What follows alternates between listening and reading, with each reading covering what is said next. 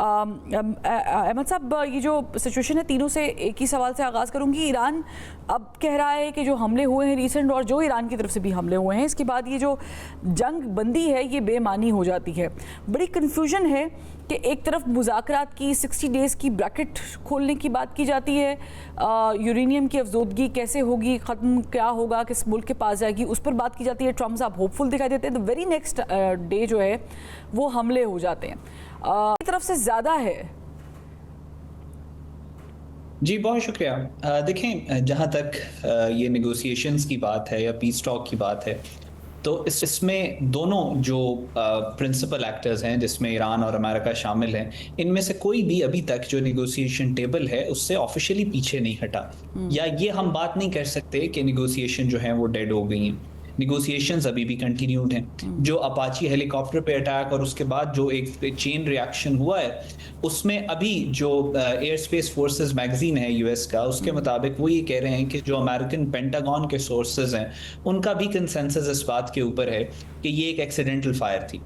उसके बाद आप पीट हेग्सेथ की जो ट्वीट है वो देखें तो उन्होंने भी इस तरीके से जो रेटरिक है उसमें थोड़ी आपको एक पैसिवनेस नजर आती है, एक थोड़ी कमी नजर आती है शार्पनेस उसके अंदर, जब उन्होंने कहा we are compelled to respond. और फिर इरानियन फॉरेन मिनिस्टर की तरफ से भी जो ट्वीट आई उसमें भी उन्होंने कहा कि अगर आप हमारी प्रॉक्सिमिटी के करीब रहेंगे तो एक्सीडेंटल फायर भी हो सकता है, एक्सीडेंट भी हो सकता है और क्रॉस फायर के दरमियान में भी आ सकता है। सो वो जो शार्प रेटरिक आपको अब से 2 हफ्ते पहले नजर आता था, वो जो शार्प एग्जिट है वो काफी शार्प रेटरिक है वो काफी हद तक कम हो चुका है। लेकिन दोनों ममालिक की एक डोमेस्टिक ऑडियंस है जिसको इन्होंने सेटिस्फाई करना है, जिसको इन्होंने अपीज करना है, तो एक हद से ज्यादा ये उस रेटरिक को डोसाइल कर नहीं सकते। लेकिन हैविंग सेड दैट, दोनों ममालिक की जो स्ट्रक्चरल नीड है इस वक्त वो ऑफ रैंप है, दोनों एग्जिट के इंटरेस्ट में है, दोनों के एग्जिट, और दोनों इस बात को मानते हैं। इस वजह से मुझे ऐसे लगता है कि थोड़ा सा हिकअप है, एक स्पीड ब्रेकर है, लेकिन अभी जो नेगोशिएशन या पीस प्रोसेस है वो कंटिन्यू होपफुल है। अहमद हसन साहब, लेट्स कोट एन एग्जाम्पल। मैं इसलिए ये एग्जाम्पल कोट कर रही हूँ क्योंकि मुझे थोड़ा सा रिलायबिलिटी पर डाउट हो रहा है। आपके नज़दीक जो अगर मुआहदा हो जाता है तो ये कितना रिलायबल होगा या ये कितना पायादार हो सकता है? वुड दैट बी फ्रजाइल, जैसा कि हमें लग भी रहा है? क्योंकि एक एग्जाम्पल जो मैं कोट करना चाह रही हूँ, फॉर इंस्टेंस मोहसिन नकवी साहब, he visited Tehran, gave the message in written, came back, and right after that over Lebanon issue Iran ने मुख्तलिफ पॉइंट्स पर दोबारा स्ट्राइक किया। तो आपको क्या लग रहा है कि ये रिलायबिलिटी भी है अगर हो भी जाता है इस सिचुएशन में मुआहदा? जी देखें, आप जो दोनों मुअज़्ज़ज़ मेहमानों ने बड़ा कॉम्प्रिहेंसिवली सारी जो रीसेंट इवेंट्स हुए हैं उनको कवर किया है, बड़ी सैनिटी के साथ सारी सिचुएशन को एनालाइज किया है।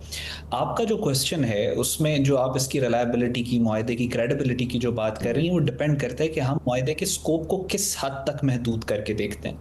फॉर मी, ये जो मुआहदा होगा ये सिर्फ अमेरिका और ईरान की जंग से रिलेटेड नहीं है, ये पूरे मिडल ईस्ट के सिक्योरिटी इंफ्रास्ट्रक्चर को री इमेजिन करने का मुआहदा है। क्योंकि ईरान भी जब ये बात करता है और वो कहता है कि वो पीस की बात नहीं करता, वो कहता है हमें सस्टेनेबल पीस चाहिए, और अमेरिका जब टेबल के ऊपर आता है तो वो ये सस्टेनेबल पीस वाली बात जानने के बाद अहमद साहब, उसमें तो फिर we have an elephant in the room. जी, इसराइल की आप, मैं वही आपसे बात कर रहा हूँ। देखें, अभी भी जो अपाची हेलीकॉप्टर वाला अटैक हुआ है, इसमें आप इस बात को रद्द नहीं कर सकते कि वो जो ड्रोन था वो उसका रिमोट, क्योंकि ये नॉन कॉन्टैक्ट वॉरफेयर की एक नई रियलिटी है जिसको रिमोट वॉरफेयर कहते हैं। आप you can not be sure कि वो जो रिमोट आके जो ड्रोन चल रहा था, जो ड्रोन उड़ रहा था, उसका जो रिमोट था वो तेहरान में था या तल अवीव में था या कहीं और था। So there is a reality. और अगर आप जो इंटरनेशनल लॉ का या जनरल जो लॉ है उसका बाकायदा किसी इवेंट को आप क्राइम जो होता है उसको आप ये देखते, सबसे पहले आपका शक उस पे जाता है जिसको सबसे ज्यादा फायदा हुआ होता है। तो आपने देखा उसके बाद से इसराइल ने किस तरीके की, और फिर 3 दिन पहले डोनाल्ड ट्रंप की जो स्टेटमेंट थी कि जो क्लियरली उन्होंने कहा कि बीबी यू बेटर बी केयरफुल और you will be left alone, कि तुम ये जंग खुद से लड़ोगे, जो थ्रेट किया उन्होंने नेतन्याहू को, ये क्लियरली शो करता है कि कहीं ना कहीं जो धुआं उठ रहा है, आग इसराइल की तरफ से भी लगी है।